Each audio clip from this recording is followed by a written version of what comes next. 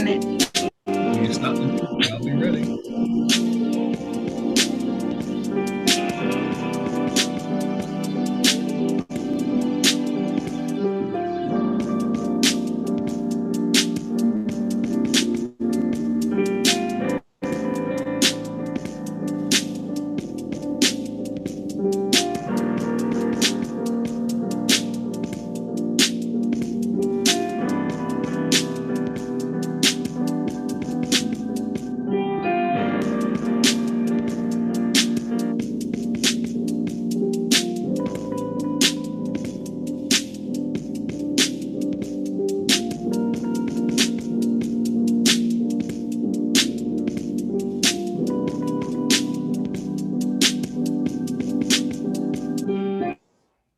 Good evening. Good evening, good evening, and good evening.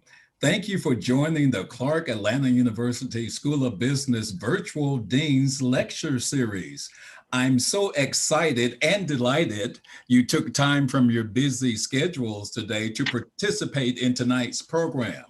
Let's share a little about the lecture series.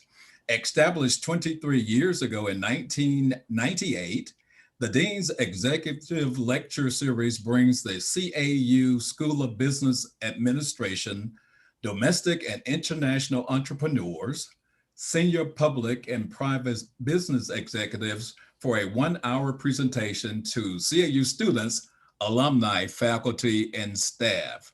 Speakers present a wide variety of relevant topics addressing the latest trends, issues, and strategies in the global business environment. Now, some of the past speakers have included former UN Ambassador Andy Young, Paula Noble, who's Vice President of Boeing, CAU alumnus Maurice Slaughter. Now, alumnus Slaughter was the first African American to own a Harley Davidson franchise. And we also feature him on our Black History Month series, Black Voices Who Changed the Game. And so we're excited to have had those program participants share in the lecture series. Now, our guest tonight, and I can't wait to hear him, and I can't wait for you to hear him as well. And he's a dynamic speaker. I've had the opportunity to listen to his podcast, and I simply cannot wait to hear what he has to say tonight. So let's get the lecture series started. Please welcome the Dean of the CAU School of Business Administration, the one and only, Dr. Sylvanus Udoka. Thank you so much, Mr. Burston. Good evening and welcome. Since its inception in 1998, the Dean's Executive Lecture Series has regularly brought to the CAU School of Business Administration thought leaders across a wide spectrum of business domains. We have brought in domestic and international entrepreneurs. We have senior public and private business executives for presentation and interaction with our students, alumni, faculty, and staff. This evening is no different. Once again, I wish you a good evening and welcome you to the first lecture series in spring 2021. My sincere thanks to all of you who have signed on this evening and to our students, alumni, faculty members, staff, and friends who are on the call. I thank you for your continued support of the school. I appreciate your joining this evening, and I trust that you will get a lot out of our presentation this evening. Once again, thank you and welcome. Thank you, Dean Udoka. Now, on behalf of President George T. French Jr., who is our fifth president, I would like to again welcome you to tonight's program. To our distinguished guest speaker of the evening, Mr. James H. Dallas, and to each of you who are joining us for this evening for tonight's Dean's Executive Lecture Series. I am delighted to bring you greetings on behalf of the president, the faculty, staff, students, executive leadership team, board of trustee members, and the Clark alumni family. Now, as I stated earlier, since 1998, CAU School of Business Dean's Lecture Series has done an excellent job providing us with entrepreneurs and public and private executive to enlighten our students to new innovative ideas and provide significant educational enrichment that complements our business curriculum. Innovation and transformation are part of CAU's School of Business DNA, from the curriculum to the many talented student scholars who have walked our hallowed grounds. Tonight, Mr. James H. Dallas, uh, we wanted to extend a warm CAU Panther welcome. It's indeed a pleasure to have you, a phenomenal business leader and innovator in his own right. He's going to spend a evening with us and we're delighted. And we dropped off a big present to you today to thank you in advance, Mr. Dallas. So hopefully you got your receive your present today. Your stellar career has a transformative, as a transformative leader, is a major domestic, as a major and domestic global giant, such as CNS National Bank, Georgia Pacific, Medtronics, and these are great companies you have worked for. As an entrepreneur and the James Dallas and Associate Principal, you have used your God-given talents, and let me state that again, God-given talents and talents to provide leadership guidance to corporations and organizations throughout the world. And thank you so much for taking the time to stop by to see us. I know all of us will learn a great deal tonight. Thank you, Mr. Dallas. Right. And now to move the program along, to introduce tonight's speaker, please welcome our CAU Toastmasters, or the president of the CAU Toastmasters, Ms. Raven Rose. I am Raven Rose, a graduating senior. I'm sorry, can you guys hear me? We can hear you. Okay, thank you. Hello, I am Raven Rose, a graduating senior with a major in business administration and a concentration in marketing. And it is my pleasure to introduce James Dallas. He is one of those rare individuals who meets challenges straight on, finds the learning moments, and applies them. He was raised by a single mother, attended 6 different elementary schools, 4 different high schools, and went on to become a senior executive at 2 global multi-billion-dollar Fortune 500 companies and on the board of others. James started as an internal auditor and later a cost accountant for Georgia Pacific. He rose through Georgia Pacific to become CIO and then went on to Medtronic, where he served as Senior Vice President of Quality Operations and IT. To call James an accomplished executive with over 30 years of corporate experience just scratches the surface of his story. The majority of his career has been focused on bridging the gap between strategy and execution, specifically leading large enterprise-wide projects and acquisition and integrations, using IT for competitive advantage and leadership development. James published Mastering the Challenges of Leading Change to help others navigate the murky waters of change. He says that he wrote the book because he got tired of seeing too many well-intentioned leaders fail at leading change. His book and consulting are his ways of giving back. James is fond of saying, leaders have 2 responsibilities. 1, to make a difference, which means that leaders have to be change agents. And 2, to develop other leaders, which means leaders also have to be teachers. Dallas is on a mission to do both. Please welcome James Dallas, author of Mastering the Challenges of Leading Change and Master Change Agent. Well, thank you. And I take it everyone can hear me. Thank you for such an outstanding open. Well, look, welcome leaders. Now, why am I calling you a leader? The number one thing leaders do is take the time to learn. You could be at a club right now. Well, it's 6. Well, you'd be at the bar before the club, okay? But you chose not to. You chose to be here. So leaders, the way I always tell that somebody is a leader is just finding out how much time are they taking to learn. Now, the second thing that makes someone a leader is the ability to play big. Play big. Play big. Those 2 words go through my mind all the time. Those are the words that I used to hear my coach. I'm 6'7". I went off to school on a basketball scholarship, college on a basketball scholarship. And our coach always said, play big. And it really dawned on me one night before a huge game we had. The team we were playing had two guys 6'10" and taller. And our center had flunked out of school. So all of a sudden, I'm having to play center that night at 6'7". And I'll never forget when they were announcing the starting lineups. They said, James Dallas, starting at center, James Dallas, 6'9". I went over to the coach afterwards and I said, Coach, they got my size wrong, my height wrong. He said, no, they didn't. That's how big we need for you to play tonight in order for us to win. That's how big. So this whole thing of playing big, you first have to be able to do three things. And that's what I'm gonna do tonight, to talk about those three things.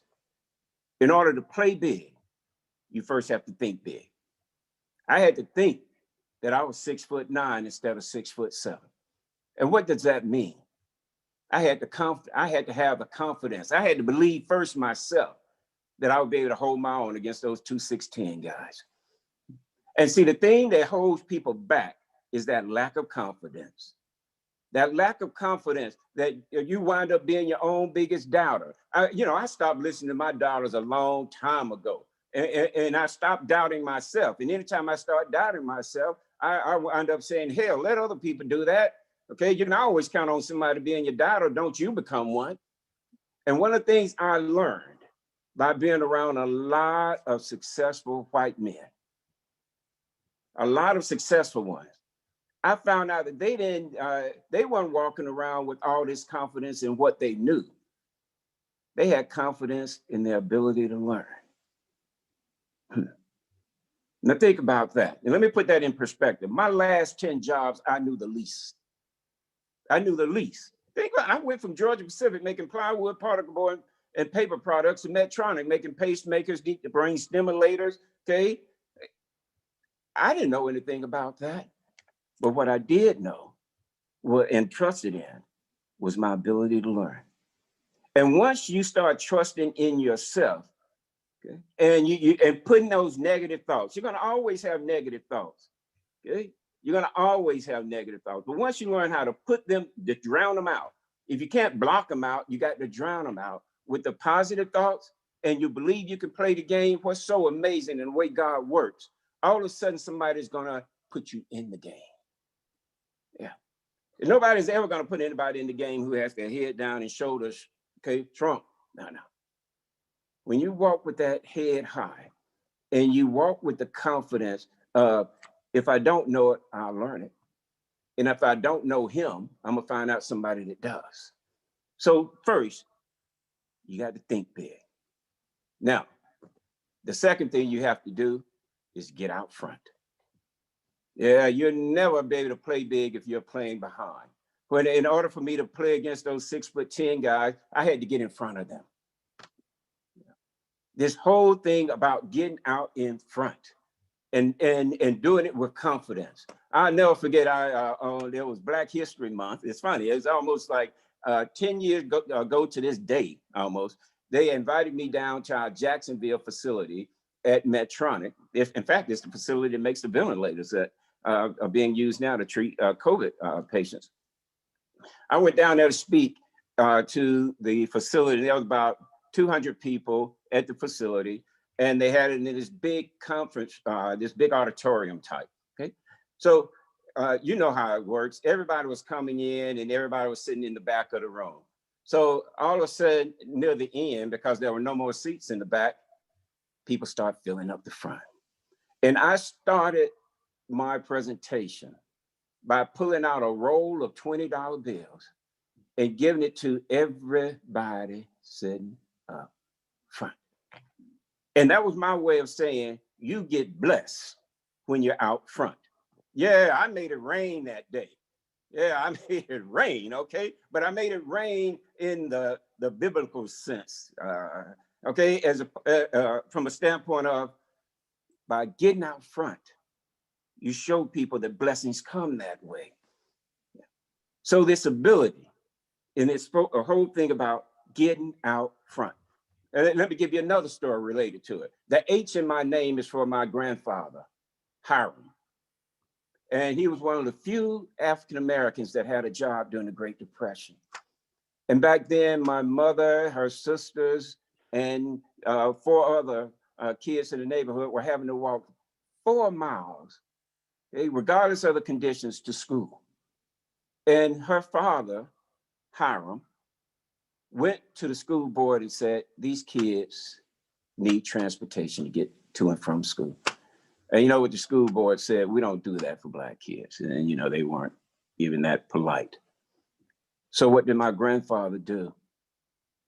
He went and got another African-American guy to start doing a carpool for the kids. Then they opened up a colored school, and there were more kids that had to go. And so he went back to the school board and said, look, what we're doing now with the carpooling isn't going to be able to accommodate all the kids. We need a bus.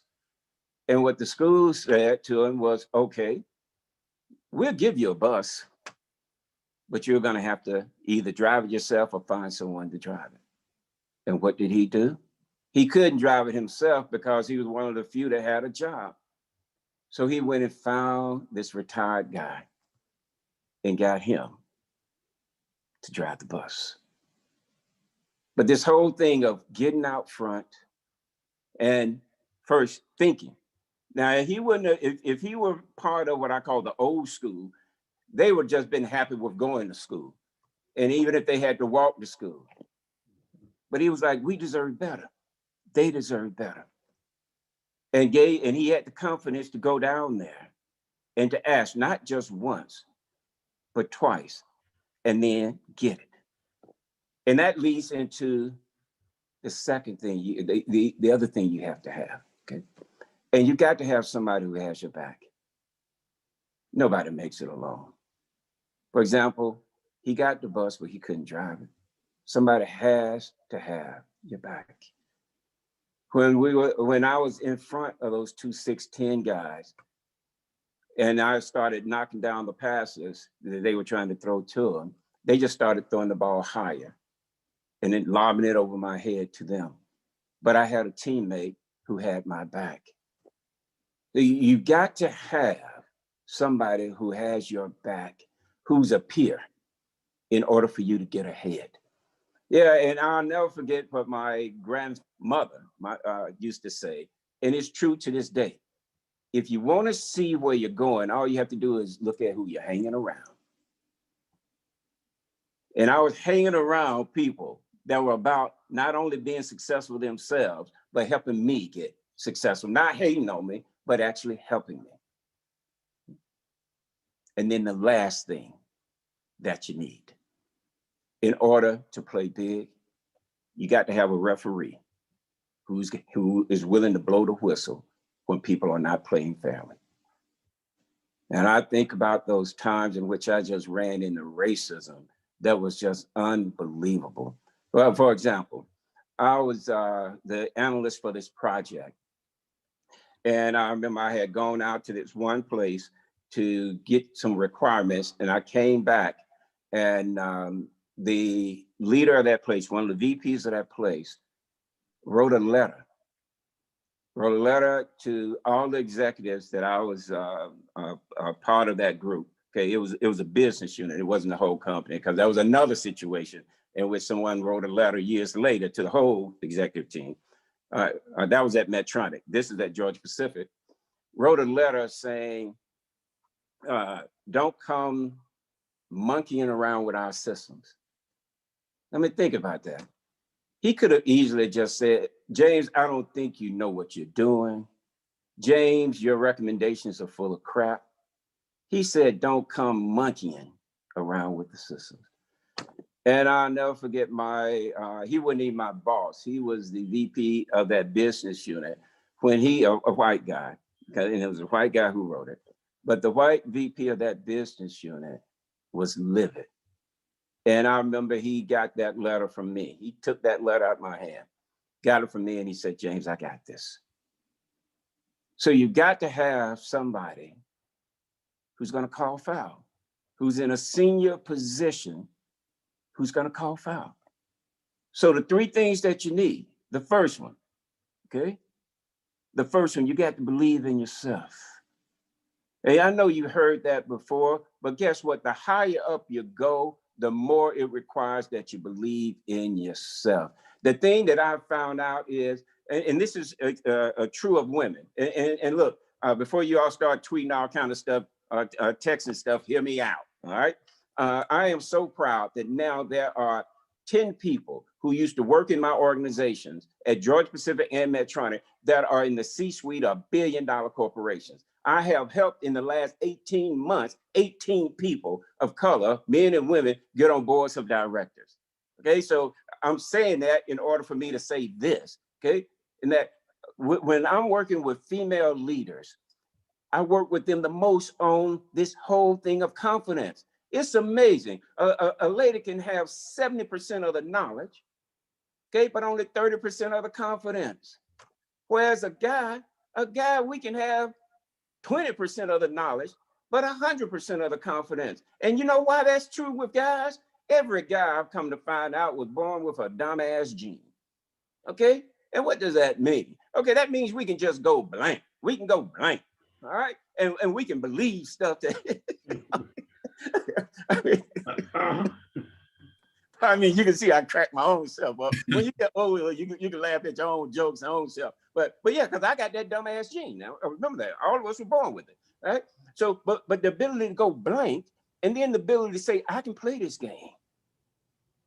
I can play the, and I remember when that was reinforced in me, I was in my first executive meeting. All right, and my wife Celeste, we've been together now for 43 years, married 40 of them, okay? I was so excited because that was my first meeting I was going to go to. And then I went, I didn't hardly sleep that night. I went and, you know, I was just in all these. At that time, there were no African-Americans or women in the room. So the first time one of the white guys made a comment, I'm thinking to myself, wow, that's deep, because I couldn't even comprehend it. Then the next comment he made, I'm saying to myself, damn, that's dumb. Okay, because it was dumb. But then I looked around and I thought about how he said it. And I was like, wow, he got the confidence. And then I remember after the meeting, he came and he said, well, James, you know what I was talking about? What I want you to do is go out there and research it for me and then come back and let me know. Whoa. Now, please don't take that story from me saying to go and try to BS your way through things. Take it from a standpoint of they have the confidence.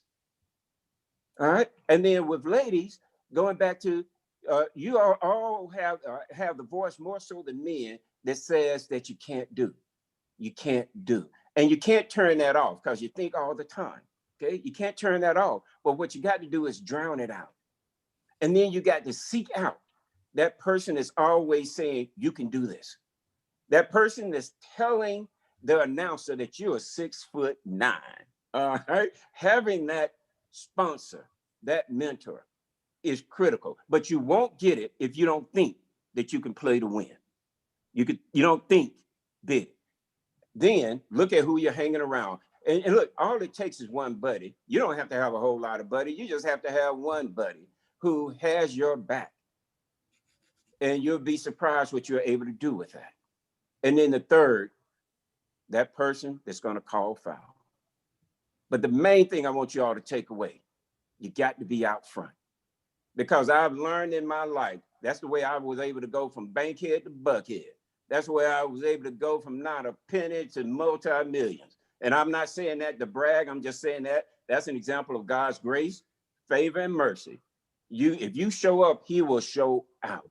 If you put your confidence in him, he will put his confidence in you. And when you accomplish it, you know it just won't be you. You know it was God's grace that made it happen. But that confidence, and then being able to be 6'9", be 7'2" if the situation requires it. Play big, play big, play big.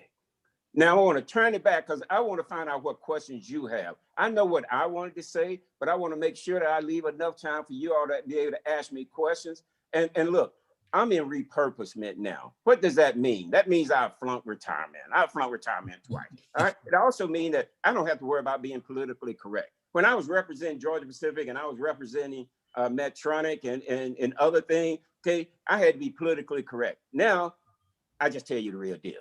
Okay, I'm being respectful, but I'm also being James at the same time. Well, I guess it's my time, James H. Dallas. Man, what insightful, informative, I call it intriguing and encouraging information. Be out front, confidence, drown it out, seek it out, play to win. One buddy who has your back and play big, play big. And we all could use that information for the rest of our lives. Now it's the time for the interactive segment of the program. And we're going to bring on Dr. Dennis Kimbrough, professor in the School of Business, who will host our Q&A segment of the lecture. Dr. Kimbrough. Thank you very much. This was an easy task. James, Mr. Dallas, hey, I was taking notes with both hands, my brother. And I just want to highlight, what Sam Burston had to say, think big, confidence. About in the mid-1990s, I had an opportunity to survey the top 150 African Americans in the Executive Leadership Council. And I don't know, you might have been part of that August body, man. Yeah. I mean, that was a time, Ursula Burns, she was coming up, Ann Fudge, and the like, all the names and whatever. Well, anyway, they came out with their 7, I guess you want to call them traits or attributes or skill sets. And number 1 was executive presence, which is confidence, okay? Yes. So your message certainly hit the proverbial nail on the head. Before I go to the chat room, since I am handling the Q&A, I'm going to stick my toe in the water. Okay. And use executive privilege to ask a couple of questions for me. Okay. And Dr. Kimbrough, we have plenty of time, so take your time. Well, I just want to say to everybody on the Zoom call, brother, you must be one hell of a bad brother because, I'm 70 years old and I can only imagine what you went through to hold one of the C-suite with Medtronics, because I'm an old pharmaceutical sales rep and everybody knew about Medtronics. When we saw somebody with Medtronics, we bowed. Yeah. So, hey, kudos to you. But let me get to my question, okay? So you gave us enough bites on the apple. My question is, in today's COVID/pandemic digital environment, everybody's at home working remotely and the like. Okay, besides what you just shared with us, what is the one tool that aspiring C-suite entrants or aspiring African-American managers, general managers, directors need in their toolbox? Okay, I'm gonna give you 2. Well, I could say it's 1, 2, but it's like one of those multi-purpose 2. First goes back to what you said, executive presence. Okay, you, Dr. Kimbrough, were born with it, but I was not. Okay, and majority of us are not. I actually went to training on that. Okay, and where they videotaped me, and I saw some of the habits I had that was taking away my presence once I got in the room. Yep. Okay, wouldn't even let me in the room, and once I got in the room, it was taken away from it. And it's funny. I thought it was my thick Southern accent. They don't give a crap about that. Okay, the way you communicate with people, they base their opinions on you. Only 7% based on the words you use. Yep. The other one is based on your confidence. Okay, your tone, your body language. And since I was 6'7", I was so concerned about just overwhelming people. So I was kind of walking small. But then when I saw myself on camera, and I had this coach that was saying, okay, here's the way you want to do things. Here's the way, not changing who I was, but changing how I came across. And in fact, they brought more of me out in that. But I was able to look at how was I sitting in a meeting? I found myself, I've had surgeries so many times on my knees that I was leaning back too much and I was coming across disinterested to people who did not know me. Okay, so then I learned how to sit straight. And then when I spoke, it's funny when I'm one of those verbal process thinkers. And when I'm listening to people talk to me, I have a tendency to frown. And I can't change that. But the way I handle that was letting people know. Say, look, while you're talking, I don't want you to read my face because I'm gonna be frowning. All right. But that means I'm really listening to you. And then when I spoke, I started being more expressive. I'll never forget. Here I am. I went from Atlanta to Minneapolis. All right. And I have a very thick, as you all know, Southern accent, have heard. And I remember when I did my first town hall meeting, I mean, people came up to me. This one guy came up to me. He said, James, I didn't understand one damn word you said, but that was the best speech I have ever heard. But taking that training, that's an investment. But you got to be videotaped. And see, that was the breakthrough that I would get people, because a lot of times when you're technical, you're known for your skills, okay? But then, when you're technical, a lot of times you're known for taking a hill. I'm a great project manager, but look, you won't get in the C-suite until you know what hill to take, okay? It's back to what someone told me, he that knows how will always have a job. He that knows why and who will always be the boss. Okay, so getting back to that executive presence. And then, look, once I found out what they were doing, I was getting left out of conversation. You know, everything happens outside of work. The relationships are formed. So I started going where they went. Right. And I be the only Black person now, but hell, I be with them. And my whole thing is, hell, if somebody got there and wanted to start something, they're going to get them first instead of me. Because, you know, their biggest question not is why am I there? It's who brought me, who invited me. And hell, I said, they brought me here. Don't get them. Okay.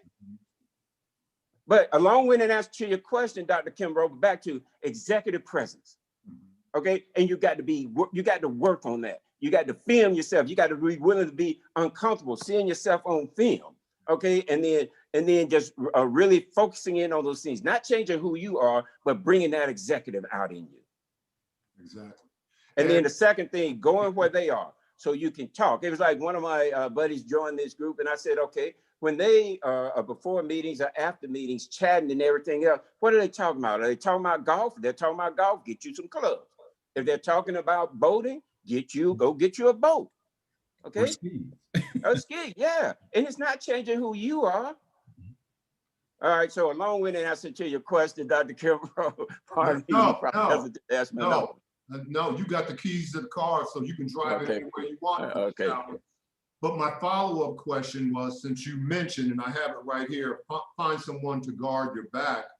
So to me, that smacks of networking, and you and I both know, and my colleagues certainly know this, that relationships is the currency of the 21st century. That's right. Okay? Can you share, you know, no one is Jonathan Living Seagull, we didn't get here by ourselves. Can you just share an anecdote or tell us how the power of relationships and networking certainly helped you along the way? Well, it was the number one reason. Now, back to somebody having my back. When I first got into programming, I was not a good programmer, okay? I was not. I'm letting you all know before somebody tells you so. And if they tell you, they telling the truth, okay? But I had my buddy now for over 35 years, Gabe Lance. He was one of the few Black guys that was in that department at Georgia Pacific. He was a DBA. He wasn't even in my group. And he would come and help me. I remember one time I brought the system down doing Freaknik. I mean, when Freaknik was like the freakiest. And we had to, and there was no logging up for home. We had to drive down through all those freakers and get into Georgia Pacific. And you all know where the Georgia Pacific building is. That's like in the heart. So, I mean, for somebody to come out with you on Freaknik and we weren't getting freaky, and we were up 24 hours. And then he advocated for me to go into another group. All right. And then when they saw me willing to put myself in situations, people would come to you. Somebody come to you. When they saw me going to NASCAR races, when they saw me going out when I would ask somebody, can I go on a customer trip with you? Now, everybody didn't say yes, but the power of networking. Now, going back to now, in this age of COVID and in this age of video stuff, it's harder to do it. But I always tell people, make it a point. You can go and have breakfast or lunch with somebody out on a patio somewhere. All right. So you got to figure out how to do something physically that's really going to, I mean, and being, you know, safety minded about it. But you have to do that. And then you can kind of augment that with the video parts that we're doing. But the other thing you want to do, and this just hit my mind, I'm looking at your office right now. Master the ability. When you have a meeting with an executive or manager, somebody you're trying to, you want to do something for you, get there at least 15 minutes early and see what things they have outside of their office, if they have an assistant. And the time you walk in their office, you're walking up, you're sticking out your hand to greet them, but you're like a point guard. You scan that office real quickly and you can strike up a conversation on stuff like, what is that number 2? Is that a jersey in your office, Dr. Kimbrough? I was looking at what was. I apologize. That's a pillow that a friend of my daughter, my youngest daughter, made. She knows I'm a huge Yankee fan, and it's Derek Jeter. Yeah. And notice how that exchange with Dr. Kimbrough and me just went. So now I know he's a Jeter fan. It's not like I'm now going to try to fake that I'm a Yankee fan. In fact, I'm not, because they used to beat down my Braves. They took us from the World Series. But you know, that's over with now. But you see, all of a sudden you can start having discussion where people can tell you something about them, and then that opens them up for you telling them something about you. Exactly. But master that ability. You got to be like a point guard where you can, and it's a quick just glance around. Okay. Well, I don't want to hog the conversation, so let's go to the chat and find out what's on the mind of, I guess, how many folks do we have here? Ooh, good for you, Mr. Dallas. I mean, you're bringing them out of the seats, man. Yeah. We have, a question. What books are you reading? Oh, well, first of all, my book. And what's the name of it? Mastering the Challenges of Leading Change. I'm not saying that to plug the book. And in fact, it sold thousands of copies. It didn't sell it through Amazon because it's funny, the book publisher did me like TLC. They ripped me off badly. Okay, I only even get a buck when it's sold through Amazon. I sell them through myself. But look, I didn't mention that to plug the book. I mentioned it. There's nowhere in the world, if you would ask me when I was growing up in my 20s and 30s, that I would have written a book. My biggest fear used to be writing and speaking. Okay, so I am tremendously proud of myself that I wrote it. And then here's when I wrote the book. My wife and I had just retired. I hadn't flunked it then, but I had just retired. And I was 3 months into our retirement. And next thing you know, we're temporary guardians of our 18-month-old twin nieces, grand nieces.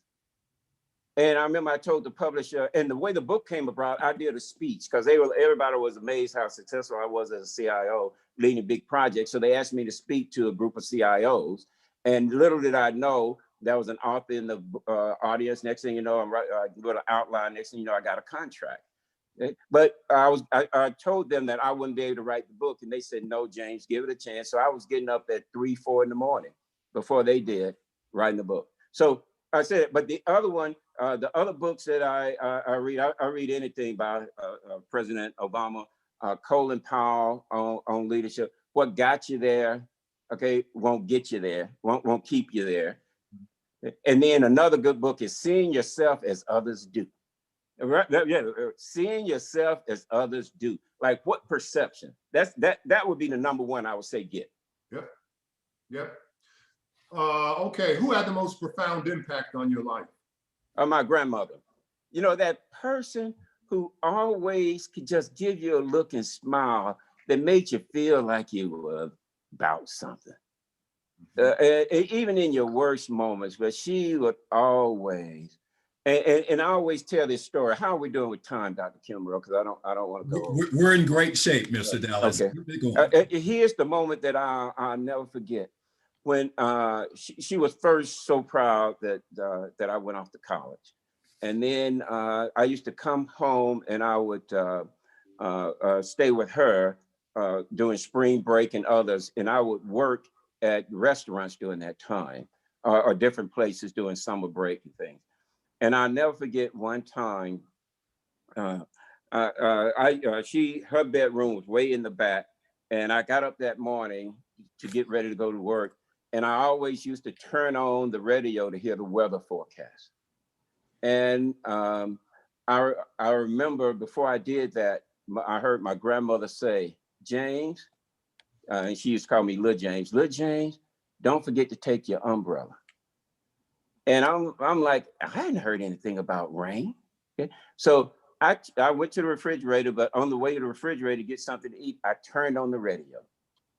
Man, I'll never forget. Next thing I heard, that radio go click, turned off. And she's sitting at that kitchen table and she's got the chair next to her. And she said, Lil James, come sit down. Now, whenever she was mad at you, she would call you a dumbass. And she said, you dumbass. Okay. What are they, now get this, unlearning you in college? She said, are they only teaching you to trust in what other people, what you can see? Then she added, true opportunity comes to people that can see them before everybody else can, and then has the courage to go out and pursue them. So I never forget, I grabbed that umbrella, went and got on Marta, okay? And everybody looking at me with an umbrella, because back then you didn't have the forecasting system and all that stuff you have like now. Everybody looking at me funny. I go into work, people looking at me funny, because I'm 6'7", so it's not like my umbrella was one I could just hide, and I didn't have a briefcase or anything like that, so it was a big old umbrella. And they looking at me, and I'll never forget. Come about 1 o'clock, all of a sudden those dark clouds came over, and I mean, all hell broke loose. And I'll never forget my buddy Brett, one of my coworkers, Brett, came in about an hour later, soaking wet. And I said, Brett, what happened to you? He said, James, it wasn't raining when I left home. I said, Brett, come here, sit down, damn fool.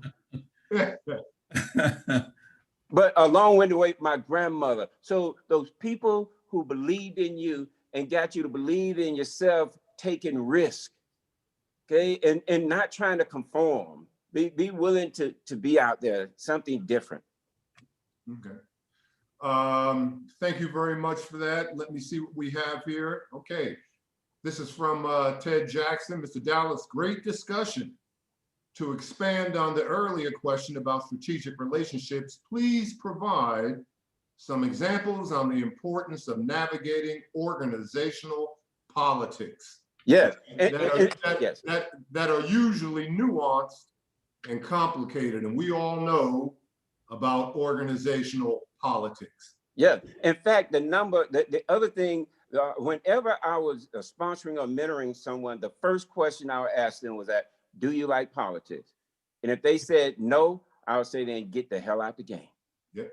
Politics is a fact. Now that doesn't mean you have to change who you are, but politics is a fact of life. Politics is the art of influence. Remember that. Mm-hmm. The art of influence. And the only way you're going to be able to truly influence me is if I can relate to you. And that's going back to Dr. Kimbrough, what I said, and finding things that we can relate to.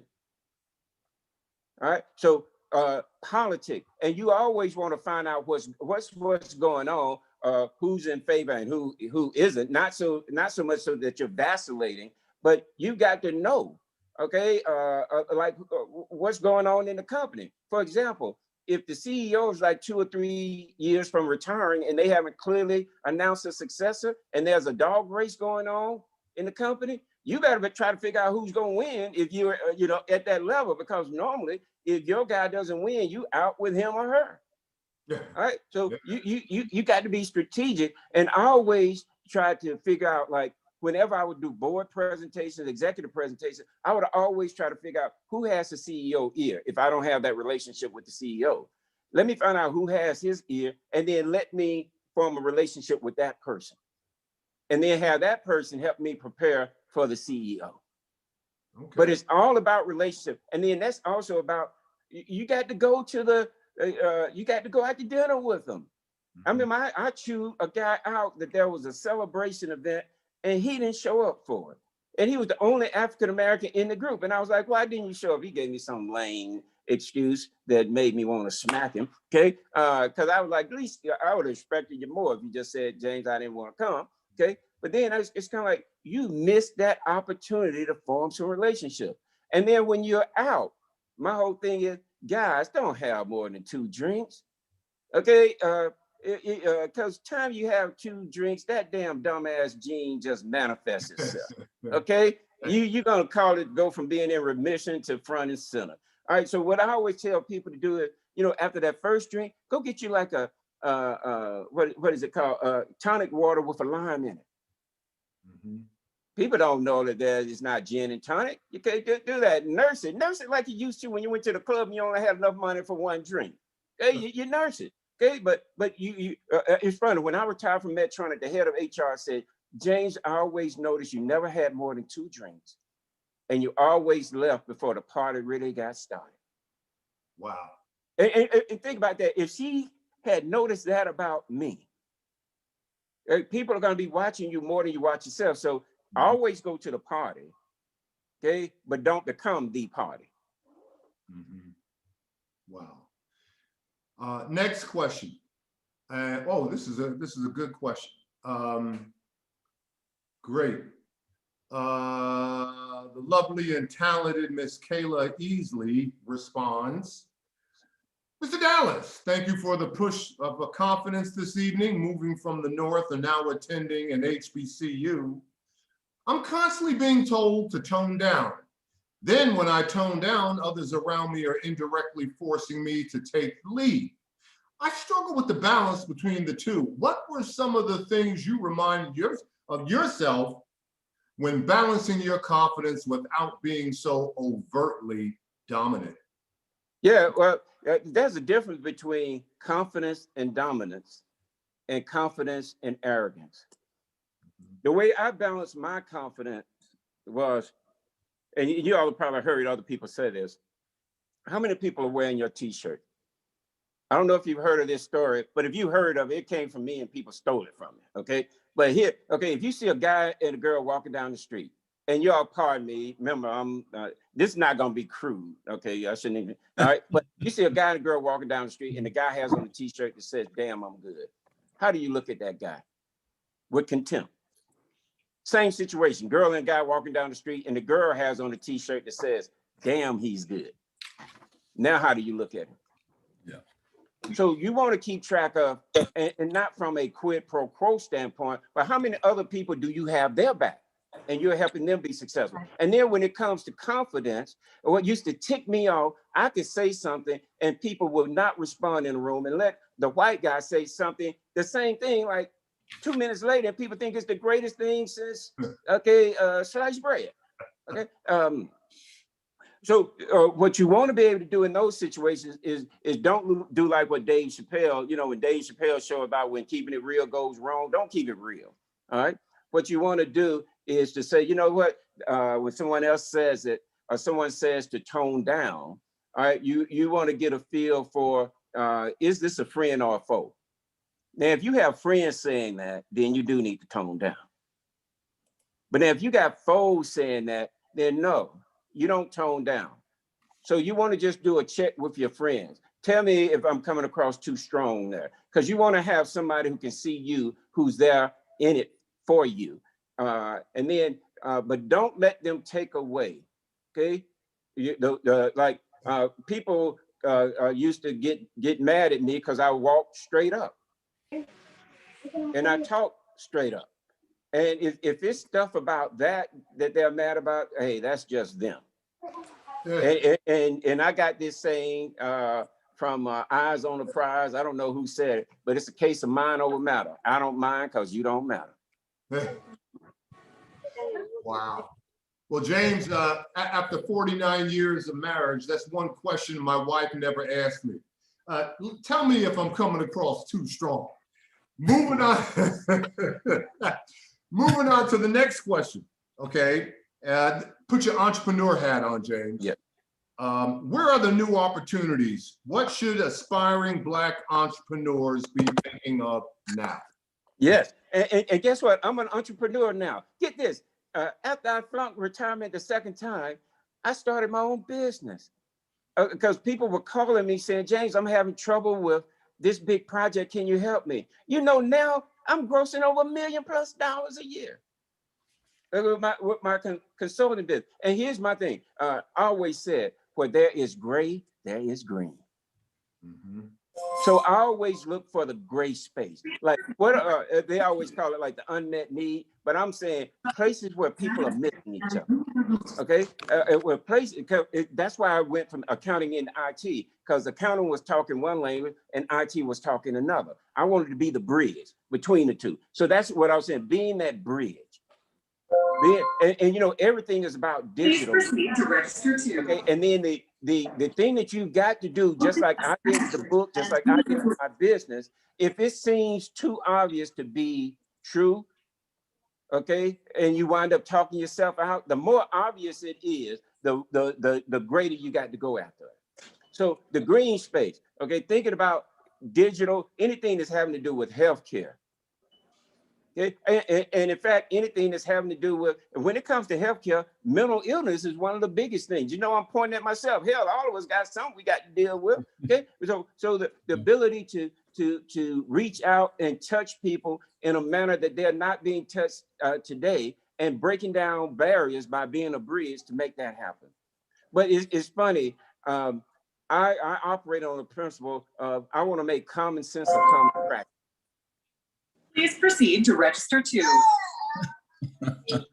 Okay. All right. In fact, let me tell you another person's story, Dr. Kimbrough. I should be Mr. Fitbit. I let somebody talk me out of doing that because they were like, who would want to track stuff on their watch? Well, hell, they do. I should go and sue him. But then he'll say, look, I just told you what I thought. You asked me for my advice. You were the one that didn't do it. All right, for the sake of time, we got 2 questions left, James. Okay. And maybe you can combine them Okay. if you would like to just roll them over. Question number 1, describe a business-related failure and the lessons learned. And number 2, how do you determine the price to charge clients? Yeah, first, okay, a business failure. A business failure was, I remember, I just knew it. I just knew this was gonna be it, and I didn't listen. I didn't listen to trusted confidants who said, James, this wasn't gonna work. The way that I was hell bent on it working. Now the idea was good, but my approach was wrong. So that what it taught me was, time somebody is talking to you, and if they are disagreeing, don't automatically assume that they're disagreeing with your idea. They could be more disagreeing with your approach, trying to help you along the way. So I was too quick that if you just didn't give me the rah, I didn't want to hear from it. Now, what was the second part? The second question is, describe a business-related failure and the lessons learned. Oh, well, no, that was the first. Oh, okay. Where is it? Describe thing. Oh, how do you determine the price to charge clients? Well, and that's based on my experience because I was around so many consultants from McKinsey to Bain to Accenture, and I knew what they charged for their level of expertise or partner they brought on. So the other thing I do, I would periodically do a search on the internet to see what are the consulting fees for strategy consultant. And then you could do a search to find out, like within the major consulting companies, like I would consider myself at the partner level with my level of expertise. So I'm gonna charge that. And I don't let anybody talk me down from that, because most people that bring me in, I tell people I'm like a plumber. Somebody got something backed up, and when they got their system backed up, normally they don't argue with me over price. They just want me there as soon as I can be there. Okay. And it looks like the last question for the sake of time, and I will let, if we have any more time, Ms. Cook, to go ahead and close us out. What advice would you give the next generation to stand up to what they believe in? Be willing to be out front. Be willing to, just like Black Lives Matter. Me and my wife actually went to one of the protests years ago because I wanted to find out firsthand. And we went, but being willing to stand up for what you believe in, being willing that when other people start acting fools, that you don't. Okay, you stay on message, and then being willing not only to what I call take it to the streets, but also take it to the boardroom in a manner that everybody won't listen, but you best believe if you knock on enough doors, somebody will listen. Okay, well, that looks like it's about it. And Sam Burston, Cynthia. Yes, I am here, Dr. Kimbrough. And now it isn't Mr. Dallas. His personality and energy is so very infectious for us. And I had a host privilege. I had a question for him since he's so energetic. What did you do for leisure in a typical day? What do you do? Well, I'm a alcoholic. So so that means I'm also an alcoholic, the way they depress you. But I love sports, and I love playing with our grandkids. We have a 6-year-old and a 1-year-old, and my wife and I love traveling. We've been to all 50 states. We've been to all but one continent. The only continent we haven't been to is Antarctica. And then I love to read. I love to read about history, like books like The Silk Road. Okay, just books that are just letting us know about what the journey has been. Great. And as a son of the South, I noticed your jazz pieces in the background. Are you a collector? No, but I'm a supporter of WCLK. Man, you all don't know how you all helped me through, because I was able to stream you in when I was in Minnesota. I was able to stream you in all around the world. And it's funny, when I was like catching the most hell, I could listen to that jazz music that would just calm me down. Calm you down. So I'm a big supporter of Morris in the Morning and the whole crew there. Well, since you also stated that you gave $20 to the individuals who came and sat on the front row, since we're operating virtual Zoom tonight, all of us on the front row, can you make it rain $20? Well, what I've done, yes, I'm on the board of a Habitat and on the board of Grady Hospital, and my wife and I have gave hundreds of thousands of dollars to, not Habitat, excuse me, even though we've given the Habitat, the food bank. So we're making it rain there. And yes, I'm gonna do something for Clark. You can count on that. So instead of putting it in your pocket, I'm gonna put it in Clark's pocket. So it's still gonna make it rain, all right? So I'm gonna make it rain. And thank you so much. This has been a great evening, and thank you for Dr. Udoka and the team for allowing me to play a role tonight. And I want to thank, and I see a number of students. I always get excited and I become energized when I see students on the call, and Professor Donald West and Dr. Plowden, and the one and only Ted Jackson is in the house. Alice Kaysen, Anthony Hill, Kayla Easley, and Xavier Hopkins. Thank all of you so much for joining the call, and Ms. Cook and Dr. Cheryl Jester George and the team in the School of Business Administration. Thank you so much for putting this program on. And for the closing remarks, I'm going to turn it over to Dr. Udoka. Thank you so much once again, Mr. Burston. Thank you for your moderation. Thank you, Dr. Kimbrough. And to my colleagues on the call, thank you for being here.